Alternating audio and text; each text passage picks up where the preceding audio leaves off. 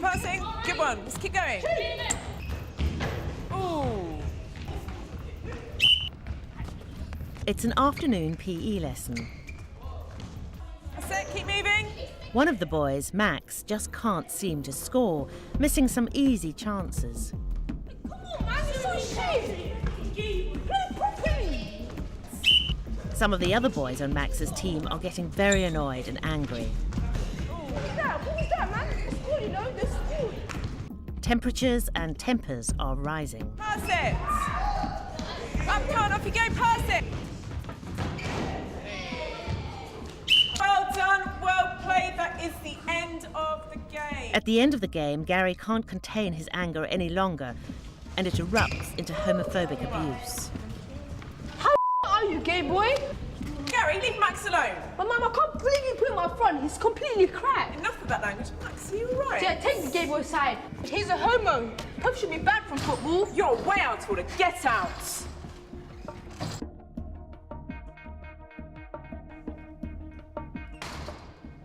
I think that was a really challenging situation for that teacher, and personally, I don't think that was handled at all well. I think that's an understatement. Yeah, and I think what she did, obviously, was, you know, the mirroring of that aggression straight away.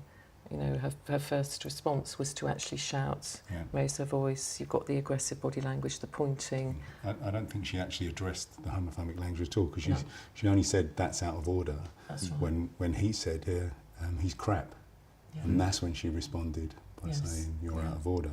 She didn't at all in front of the class ever say that that was, you know, inappropriate language or inappropriate behaviour. No. And so by not saying it, then obviously potentially she's reinforcing it. Yeah, that's the message she's giving to the other kids, is it's okay to use that language. I think when someone is actually making a homophobic comment like that, the same as if it was racism, there has to be some kind of script, there has to be some way of dealing with that, has to be some kind of agreement in the school.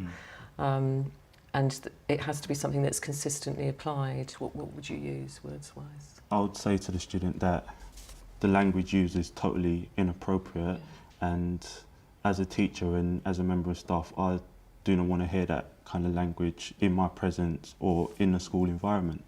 Would you challenge if the student then said to you, well, I don't care what you think, sir, because I think all puffs or whatever, I really hate them. I don't think anyone should be gay. I think, you know, men were meant to be, you know, and they went off on a further tirade, and that's what my mum and dad think, and da-da-da-da. Well, I think, you know, you just said that, you know, you are in a school environment, and the school is a place where everyone needs to respect everybody else, and you have to behave according to the rules of our school. It is invariably, you know, within that kind of sporting setting or that kind of, you know, the playground behaviour that kind of language gets used. And, you know, it's unfortunate now, but, you know, the word gay is used a lot in kind of youth language. It is, unfortunately. But do you think that's because it hasn't been challenged? Yes, I do. totally, Totally. I mean, and that's what makes me makes me angry. It's not been challenged.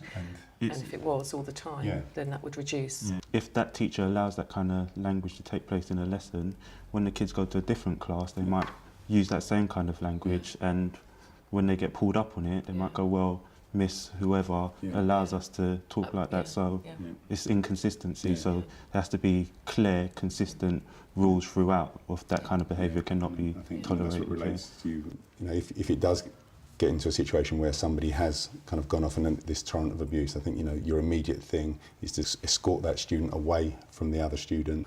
And, you know, I think, you know, bringing it back to them to say, you know, if you reflect on what you've just said, you know, how would that feel if that was brought upon you or someone? Would you expect me to allow that to continue, to try and get that student who's done that to empathise with the victim that they've just kind of dealt with?